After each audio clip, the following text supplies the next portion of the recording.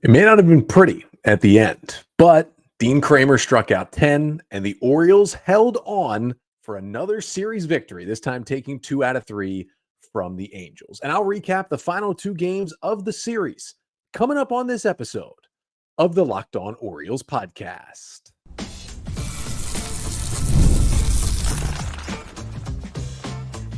You are Locked On Orioles, your daily Baltimore Orioles podcast. Part of the Locked On Podcast Network, your team every day. Orioles fans, today is Thursday, April 25th, 2024, and welcome back into the Locked On Orioles podcast, part of the Locked On Podcast Network, your team every day. As always, I'm your host, Connor Newcomb, and coming up on today's episode, we are going to recap the final 2 games of the 3-game set between the Orioles and the Angels, talk about the O's 7-4 loss to the Angels on Tuesday night, but also recap how they rebounded, won it 6-5 on Wednesday afternoon to take the series 2 out of 3, and I'll get you the 5 things you need to know from both of those games, including a great start from Dean Kremer, not so much from Grayson Rodriguez, and the O's 2 back-to-back number 1 picks, Henderson and Rutschman, really heating up in the order.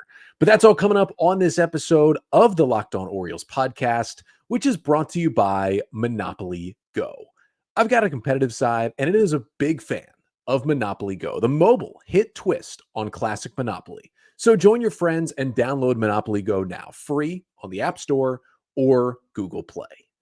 So let's start today's episode with the one game the Orioles won since I have last talked about the O's games. Of course, if you haven't been with us earlier this week, because of the very late games on Monday and Tuesday, I was able to recap Monday's win on Tuesday's episode, but I've got a 9-to-5 job. It is tough when they go on the West Coast during the week. So Wednesday's episode was just purely a mailbag. Make sure to still go back and check that one out.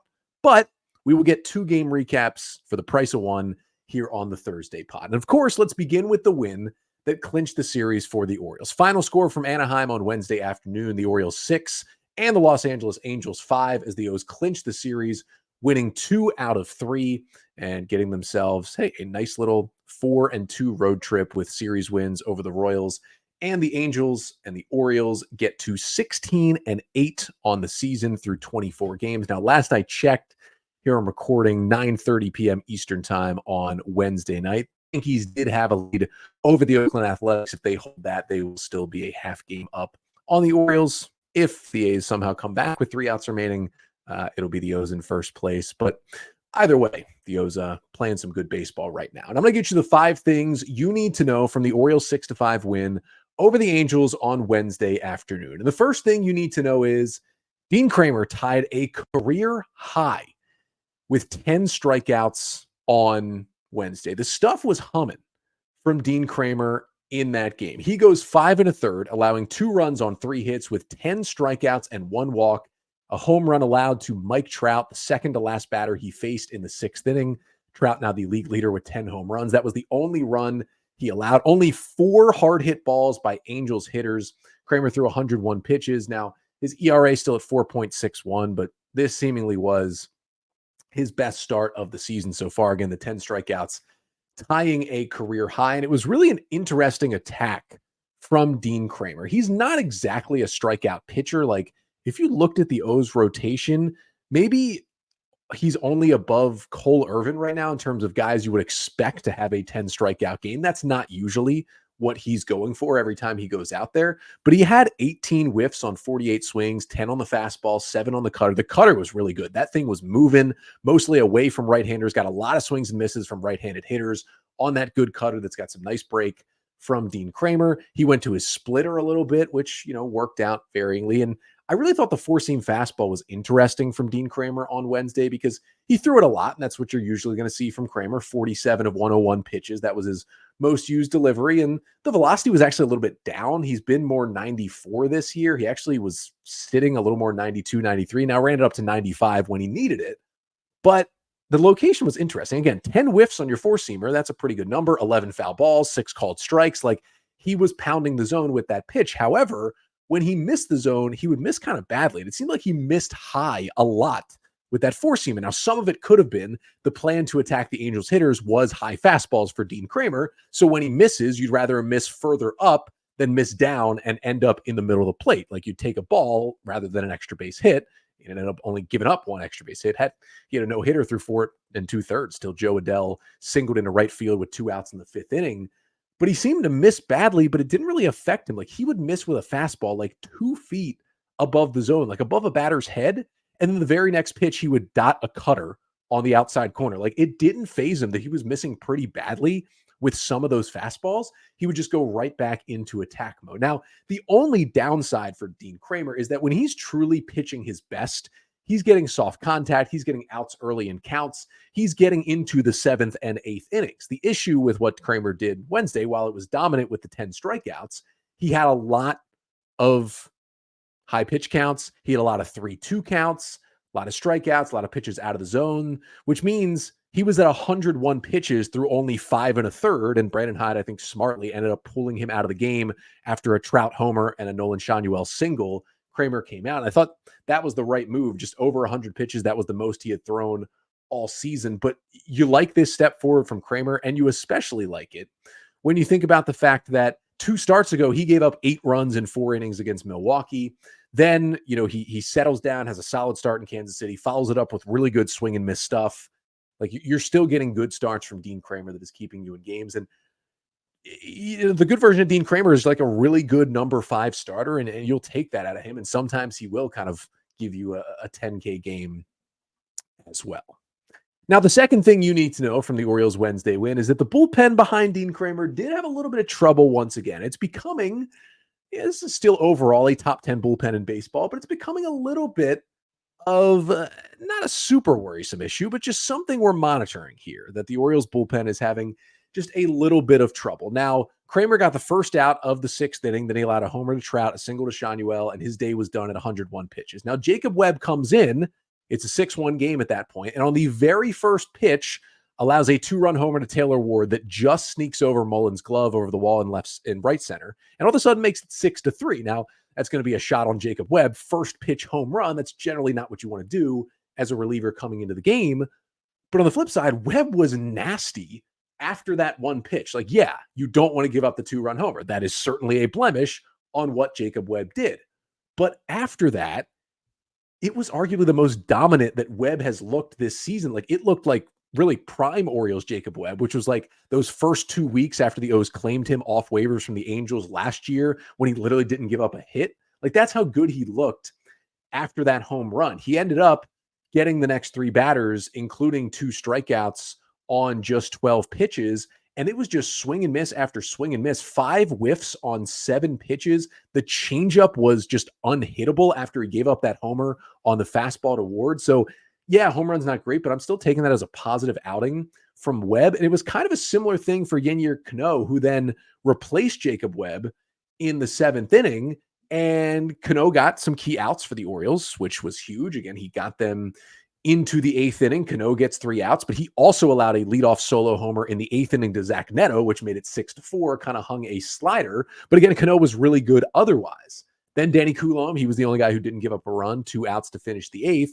And the O's go to Craig Kimbrell up 6-4 in the 9th, gives up a little infield single, an error allows the runner go to third, RBI ground out, he gets himself a strikeout, and then kind of the madness ensued at the end of this game. But I still do think that, like, Webb stuff looked great.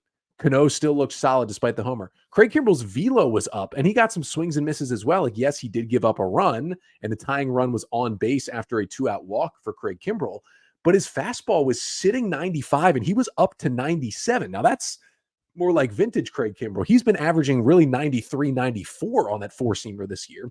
Also got 5 whiffs on 7 swings on the 4-seamer. Like, again, yeah, Kimbrell gave up a run, but I thought overall he looked really good. So I think definitely an interesting day for the Orioles bullpen. But the third thing you need to know from the win is that all that really matters is that the Orioles found a way to get that final out. Yes, the O's did lead 6-0 heading into the bottom of the 6th inning. And yes, they only won this game 6-5. And yeah, they probably didn't even deserve that final out. But you know what? They got it. After Craig Kimbrell issued a 2-out walk to Joe Adell. Adell, who is a fast runner, but has been thrown out a lot of times, like way too many times on the base paths for the Angels so far this year, did it again to end this game. Tries to take second base, McCann makes a really good throw down to second. Gunnar puts the tag on. They call him out at second for the final out of the game. O's win 6-5. Then it's like, whoa.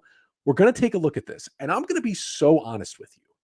It wasn't clear and concise and definite that he was safe.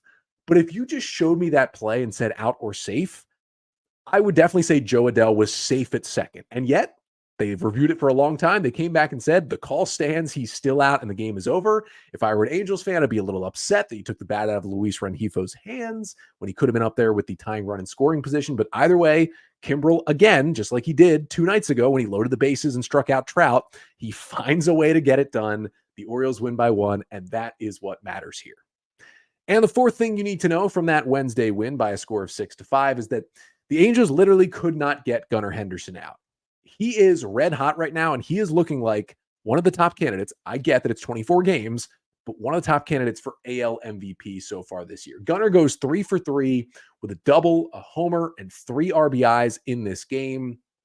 Just mashed the baseball. Also was hit by a pitch in this one as well, so ended up reaching all 4 times. Now, it was only one hard hit ball, and that was the homer that Gunnar blasted in the second inning off of Tyler Anderson to put the Orioles up. That was the third inning to put the Orioles up 1-0, 99 off the bat, 379 feet to right field for a solo shot for Gunnar Henderson. And then he had a huge, I wouldn't say bloop 2-run single in the 5th, but he got enough of it to kind of muscle it into the outfield, drop it in there, in the 6th inning for the Orioles to get a couple of runs. Also had a big double in the 5th inning as well. Gunnar just swinging the bat extremely well. He also made just an incredible defensive play to get a huge out in the 8th inning at shortstop as well. But Gunnar is now up to a 309 average and a 1022 OPS on the season. And in his last 10 games, he's had a hit in 9 of the 10. Remember, there's an 0 for 4 in his last 10 games as well. But in his last 10 games, Gunnar Henderson is 18 for 40. That is a 450 batting average with 2 doubles, a triple, and 5 home runs in his last 10 games, 11 RBIs, and he has a 63% hard hit rate. Remember, anything over like 45 to 50, you're looking really good. He's at 63% of his balls in play are hard hit. Dude is mashing the baseball, mashing lefties as well. Remember, the home run came off a lefty. The 2-run single came off a lefty. The double came off a lefty. He is getting it done against both-handed pitchers. He's mashing the baseball. He's an MVP candidate. He's at the top of the lineup. He's playing good defense. This is the Gunnar Henderson right here, and we are so lucky to watch him play for the Orioles. And the 5th and final thing that you need to know from the O's win over the Angels on Wednesday is that everybody else in the lineup, despite Gunnar having a huge day, everybody else had some sort of contribution for the Orioles on Wednesday. All 9 Orioles starters at least reached base in this game. Adley Rutschman had another 2-hit day. He drove in a run with an RBI single. He's now hitting 327 on the season. You had Santander and Westberg, McCann, Mateo had a big RBI double. All those guys had hits. Colton Cowser went 0 for 2, but he drew 3 walks in this game. Cedric Mullins and Ryan Mountcastle each had an 0 for 4, but they both drew a walk, so each of them reached base in this one. Mountcastle, of course, returning to the lineup after missing, at least didn't start the last 2 games with a sore knee, did come in late Tuesday night as a pinch hitter, but he was back in the lineup. And the order just continues to come together and help this Orioles team have arguably the best offense in baseball so far this year. And, Tyler Anderson was solid against them. He ended up going 5 innings, allowing 2 runs, and he's had a good year so far, kind of a soft-tossing lefty. And although it was a little frustrating they only got the 2 runs against Anderson in those 5 innings, they waited him out. Something Anderson's done well this year is pitch deeper into games because he gets a lot of early soft contact. But the O's waited him out. They drew some walks against Anderson. Even the lefties did. Like, Anderson walked 4 batters in 5 innings. They kept it up. They didn't exactly explode against him, but they got him to throw 105 pitches in 5 innings. So they got him out of the game. Angels went to the lefty Jose Suarez, who's been terrible this year. And the O's jumped Suarez for 4 runs in the 6th inning to kind of pull away from this one. And it turns out they needed all 6 of those runs, all 4 of those runs in the 6th to hold on to win this one. Just another really good performance by this Orioles lineup. So the O's win at 6-5 on Wednesday, and they take the series. But the reason why they needed it on Wednesday to win the series, because they did fall on Tuesday night. And a lot of that was on the shoulders of Grayson Rodriguez, who had his worst start in a long time. So coming up next, quick recap of the Orioles 7-4 loss against the Angels on Tuesday night. But first, this episode of the Locked On Orioles podcast is brought to you by Policygenius. Policygenius is the country's leading online insurance marketplace. It saves you time and money so you can provide your family with a financial safety net starting today. With Policygenius, you can find life insurance policies that start at just $292 per year for $1 million of coverage. Some options even offer same-day approval and avoid unnecessary medical exams. Now, if you're a parent, you're a caregiver, whomever, you want to check out Policygenius. You can compare your options from top companies, and Policygenius's team of licensed experts is on hand to talk you through it. They've got award-winning agents who take you through what can be a stressful process step by step. So check life insurance off your to-do list in no time with Policygenius. Head to policygenius.com/lockedonmlb or click the link in the description to get your free life insurance quotes and see how much you could save. That's policygenius.com/lockedonmlb. And today's episode of the Locked On Orioles podcast is also brought to you by Monopoly Go. Now, if you've got a competitive side, Monopoly Go is going to be the game for you. I'm sure you've heard of it. It's been downloaded over 150 million times, and it's a great twist on Monopoly, where you play on not one, but hundreds of Monopoly boards in crazy locations, building up amazing cities that bring you big money. But the best part is you can mess with your friends. You can charge them rent on iconic properties. You can also heist their vaults of riches for yourself, and the leaderboards can show you who the biggest Monopoly tycoon is. But it's not just the competitive side that's going to love it. You can team up with friends and people all around the world in time tournaments to earn huge rewards. So get in the game and join your friends. Download Monopoly Go now, free on the App Store or Google Play.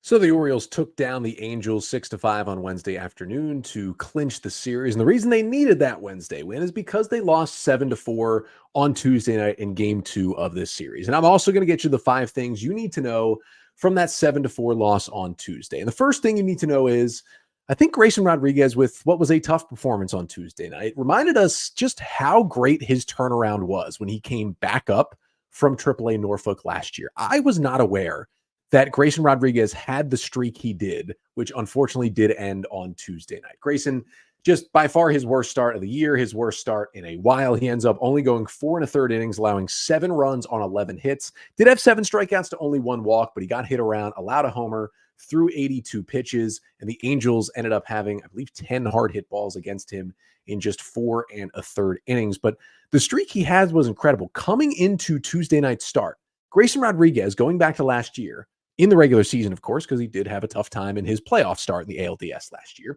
16 consecutive regular season starts in which Rodriguez has allowed 3 earned runs or less. Just think about that. If you're allowing 3 earned runs or less, whether you're going 5, 6, 7, 8 innings, like that's considered a good start. You are keeping your team in the game. And even more than that, giving your team a really good chance to win if you're giving up 3 runs or less. And Grayson had done that 16 consecutive starts. Think about how inconsistent and how hittable he was in his first stint early last year before he went back to AAA. And then he came back and he was the model of consistency. So that's why it was even more surprising to see Grayson give up 7 runs on Tuesday night. That 16-game streak, that was tied for the active lead in Major League Baseball. 16 consecutive starts of 3 earned runs or less. Nobody else, at least actively, had done that more times in a row. And kind of surprisingly as well, the 11 hits Grayson gave up were the most he had ever allowed in a game. Even with all those bad starts early last year, he never allowed as many as 11 hits. But it's just crazy that, like, the Orioles sent him down after some okay starts and some rough starts, and then he returned last year in July. He just didn't have a bad start until the playoffs, really, after he came back in July of last season. Like, this was his first bad regular season start since then. And really the issue was that the command was just bad. Like, he was throwing strikes, but they were not quality strikes. Even though the fastball velocity was honestly pretty good for Rodriguez on Tuesday night, it just caught way too much of the plate. I mean, he was up to 99 with the fastball. It didn't really matter.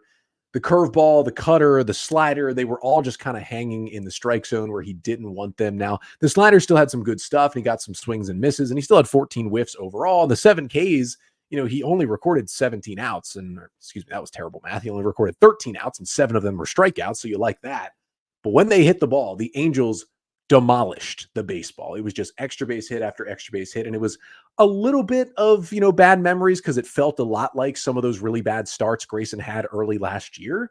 But he would always bounce back from those starts, and he bounced back in a big way. And I'm not at all worried that he's going to go back into that form that we saw early last season. It was just he hadn't had a tough start in a while. He has a tough start in this one. He will certainly bounce back. The stuff is too good. Just kind of a stinker from Grayson Rodriguez on Tuesday night. And the second thing you need to know from that loss is that luckily for the O's, despite the fact that he couldn't come all the way back and win the game, the bullpen behind Rodriguez kept the O's in the game and gave them a chance to come back. They were down 7-0. They ended up scoring 4 runs. They had the tying run at the plate at one point late in the game. And, the offense rallying was a big part of that. But the other thanks goes to the Oriole bullpen. They had to go to the pen in the 5th inning, but Dylan Tate, Keegan Aiken, and Yohan Ramirez combined for 3 2/3 scoreless and hitless innings. They combined to strike out 5 batters and walk just 1. A Keegan Aiken walk was the only base runner that the bullpen allowed. And it was a really good sign because Dylan Tate has had kind of a blow-up outing recently. Keegan Aiken's had a blow-up outing recently. Yohan Ramirez had that disaster outing over the weekend in Kansas City. And all 3 of them looked really good. It was a nice little bounce back for Tate, Aiken, and Ramirez. And that was big for all of them who, when the Orioles do get fully healthy in the pitching staff, all 3 could somewhat be on the roster bubble trying to hold on to a bullpen spot. But Yohan Ramirez, who looked terrible over the weekend, he had 4 whiffs on 6 swings on his sweeper. He just went up there throwing sweepers. 21 pitches for Ramirez for the 4 outs he got. 15 of the 21 pitches were sweepers. He was just this is my best pitch.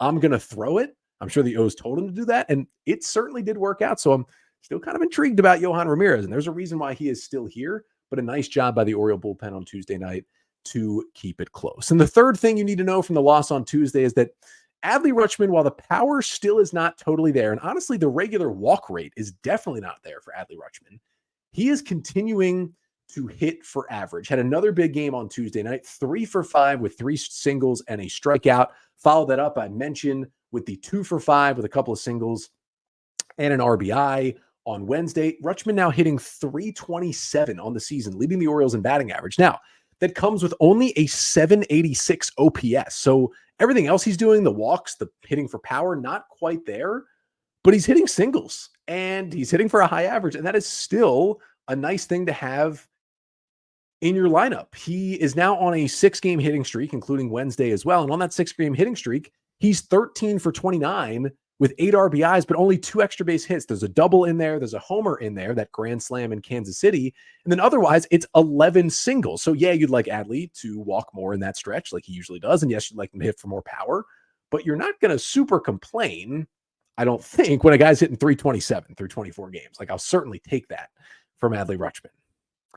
Fourth thing you need to know from the Orioles' 7-4 loss to the Angels on Tuesday night is that Heston Kjerstad returned to the big leagues, was activated for that game as Austin Hayes was placed on the injured list, but he did have quite a rough return to the big leagues.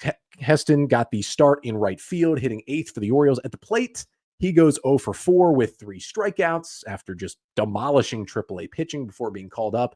And in right field, he had a tough day as well. Really, it was a tough second inning. He bobbled a ball on a single that allowed Rengifo to get to second when he could have fielded it cleanly, held him to first base. And then on another hit, there was a runner on second. There was 0 chance of Kjerstad throwing the runner out at home. He still threw towards home instead of where he should have thrown to second. That allowed Zach Neto to move up a base, get to second into scoring position. Luckily, he didn't eventually score, but Rengifo did on the bobble before. I'm still thinking jury is out on Kjerstad's outfield defense. Never going to be a center fielder, but the O's would like for him to be reliable in the outfield, at least get to the Anthony Santander level of defense out there. Not a great first showing of 2024. Remember, Kjerstad basically didn't play the outfield at all last year when the Orioles brought him up in mid-September. He was basically only DHing when he got in the lineup. So we haven't seen much outfield at all from Kjerstad at the big league level. Not a very great impression, but hopefully he will kind of build on that as he goes along, and hopefully he will get a few more chances before Austin Hayes does come back. And the fifth and final thing you need to know from Tuesday night's loss is that Jackson Holliday got his second hit, and it was on what I think is his best swing and approach so far in the big leagues. Now, it was still just the one hit. He went 1 for 4 with 2 strikeouts, and Holliday did not play Monday or Wednesday. He is still hitting .059 on the season with a 170 OPS. It has not been great so far this year, but the hit he had in the 5th inning, which was kind of in the middle of the Orioles rally in that 5th inning. He had a big hit. Ryan O'Hearn had a 2-run double. It was a 3-run inning that kind of made it 7-3 and put the Orioles right back in the game against Angel starter Griffin Canning. And Holliday was a part of that. And listen, he got a hanging breaking ball, which was around the knees, but was a strike. He stayed back on it. He let it travel, and he just ripped the ball back up the middle for a base hit. 104.4 miles per hour on the exit velocity, by far the hardest hit ball for him so far in the big leagues. And he did have 6 balls that he hit harder than that in AAA just in those 10 games this year. His max EV, 108.2 miles per hour in Norfolk this season. So you know he can hit it harder, but it's just nice to see him. He was swinging and missing on a lot of breaking balls on the corners in the zone so far in his time in the big leagues. To see him sit on a breaking ball, rip it back up the middle, show the way he can hit, go first to third on a base hit after that, end up scoring on the double, showing the speed as well. That's the Jackson Holliday. We know he's still making very good plays at second base as well, and he turned a nice double play in that game Tuesday. It's coming. The breakout's coming. Just be patient. He's going to be back in the order this weekend. OC 2 out of 3 right-handers against the A's. The breakout is coming soon for Jackson Holliday, and I think it was a really good sign, his hard hit single on Tuesday night. But the Orioles did lose the game 7-4. Don't worry, though. Again, they won on Wednesday and got the series 2 out of 3. One more little piece of Orioles news and notes to get to coming up next. Keep talking about the Orioles pitching getting healthier and healthier. Kyle Bradish had a good rehab start on Sunday. Orioles are now considering using John Means and bringing him back to the big leagues as the Sunday starter this weekend. And also, they're a step closer to getting Cionel Perez back. And we'll talk about that to finish off the pod coming up next. But first, this episode of the Locked On Orioles podcast is also brought to you by Prize Picks, really the most fun way to play daily fantasy sports. You don't want to miss your chance to add your favorite players from the diamond in your Prize Picks entries. So whether it's strikeouts, RBIs, first inning runs, you just take your pick of more or less. That's it. You pick more or less on any stat categories from Prize Picks. It's super easy to get your entries in. You can also do it for the NBA playoffs, which are going on now, and you can win up to 100 times your money. They just make it super easy. You got to make one decision, more or less. That is it on Prize Picks. So download the app today and use code LOCKEDONMLB for a first deposit match up to $100. Again, download the Prize Picks app today and use code LOCKEDONMLB for a first deposit match up to $100 at Prize Picks. Pick more, pick less. It's that easy.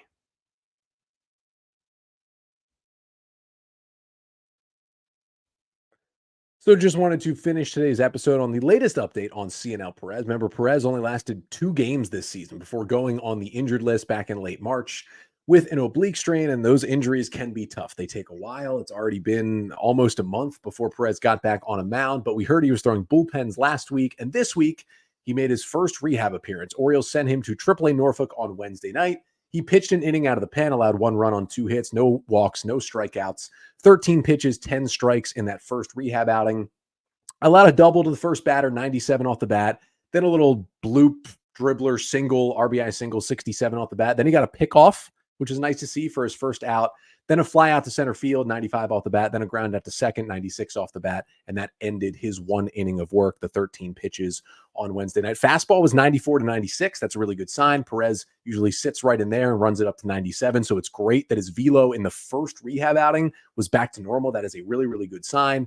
Worked in the slider and the curveball, but again, only throwing 13 pitches. You're not going to mix in a lot of stuff. He's doing that more in his side sessions, in his bullpens as well.